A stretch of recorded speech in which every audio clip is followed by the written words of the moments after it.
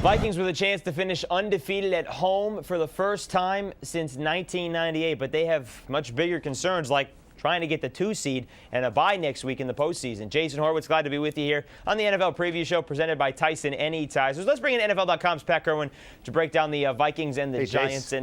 And Pat, big concerns coming out of Minnesota because they've lost 3 of the last 4. At least they've been able to put to rest the thoughts that it's all Brett Favre's fault because he's played well, and he did so against the Chicago Bears. The defense, though, Pat, is starting to give up yards and points in bunches. What is the biggest issue there that teams may take advantage of? Well, this is a team that needs that 2nd seed like no other team in the playoffs. They are significantly better at home.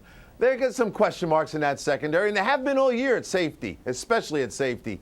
And now what happens? When they're at home, that pass rush comes alive, Jared Allen and all the others, Kevin Williams, etc. When they're on the road, the pass rush goes away. Some of that's because of the noise, and some of it's because the offensive people know the snap count. But when that goes away, it gets exposed in the secondary. We saw that with Cutler last week. 4 touchdown passes. I didn't see much of a pass rush from Minnesota. They need to be at home where they average 29 points a game and they get after opposing quarterbacks. Yeah, that's a big thing for the Vikings this season, that home crowd. They will get the 2 seed with a win in this ball game and then an Eagles loss to the Cowboys, which is a 4-15 game. So they got to take care of business first before they play.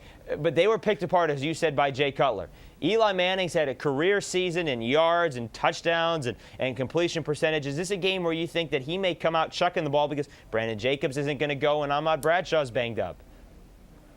Well, I think there's a couple of problems that he faces about running that football. Soybert, we're not sure he's going to play. We're not sure McKenzie's going to play. So they're missing probably 2 starting offensive linemen against a very good run defense.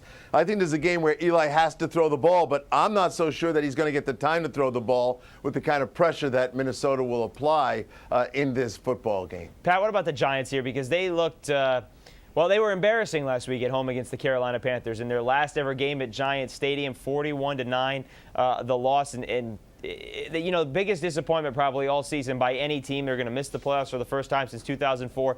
They'll get Kenny Phillips back in the secondary next year from injury. But is that enough for this team to be dominant again next season? Well, no, it's not enough. And so their injuries were everywhere. They went out and took 3 free agents and said, these guys are going to help us get over the top. Chris Canty hasn't played well all year and hasn't been healthy. I don't think he's even going to go this week. Michael Boley hasn't played the whole season. And then we have Rocky Bernard, who's been hurt all year. So the guys that they bought to plug in to fix this defense weren't able to go all year. Osi Umenor, there's a number of guys led by Osi coming off major surgeries. They weren't 100%. They lose their middle linebacker who called the defense, Pierce. So they've struggled with injuries all year. The defensive coordinator, Billy Sheridan's taking a lot of heat for this.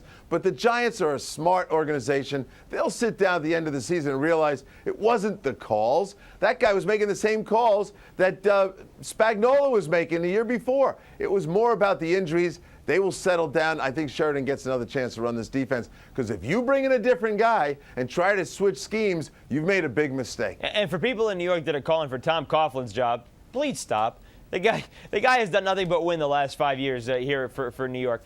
One other thing, Pat, the other part to this, we have seen a lot of teams the last couple of weeks and year in, year out at the end that have nothing to play for and come in and are spoilers for teams that are fighting for something. And the Vikings certainly fighting for something. Do you think this may be the case this weekend, or do you think the Giants lay down again?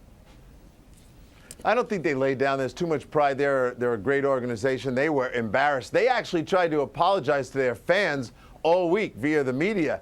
And I think they'll come and they'll play real hard. The problem is no Corey Webster, no Aaron Ross, no Kenny Phillips that you talked about. And that's Brett Favre, who's in control of this offense. And like Brad Childress says, he can change plays at the line of scrimmage. There are going to be some really, really nice passing opportunities. He'll take them, and they're going to put 30 points on the board. You look at that Giant defense. They've given up over 30 points 3 of the last 6 games. They'll do it again this week, and the Vikings will win. Yeah, one thing if you're the Vikings you want to also do, try and get Adrian Peterson back going. 3.3 a carry in the last 4 games. That's not going to get it done for one of the NFL's top 2 running backs. Pat, thank you very much. Happy New Year, buddy. Happy New Year to you, my friend. It's 1 p.m. Eastern, and for more on this game, keep it right here with CBSSports.com. That'll do it for your NFL Preview Show, presented by Tyson Anytizers, the meaty good man snack. For Pat Kirwan, I'm Jason Horowitz. Happy New Year, everyone.